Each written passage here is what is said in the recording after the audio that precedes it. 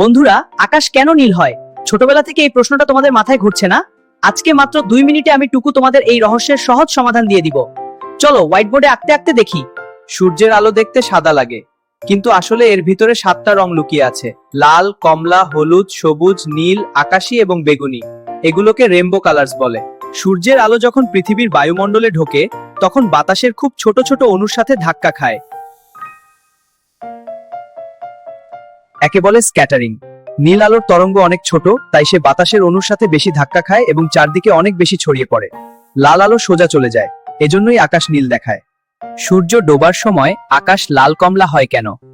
তখন নীল আলো সব ছড়িয়ে যায়, শুধু লাল কমলা আলো আমাদের কাছে পৌঁছায়। তাহলে বন্ধুরা, আকাশ নীল হয় রেলি স্ক্যাটারিং এর জন্য। বন্ধুরা, আজকের ভিডিওটা কেমন লাগলো? ভালো লাগলে লাইক দিয়ে দাও, চ্যানেলটা সাবস্ক্রাইব করো এবং বেল আইকন প্রেস করে রাখো। কমেন্টে বলো তোমার পরের প্রশ্ন কি। পরের ভিডিওতে দেখা হবে। Bye bye.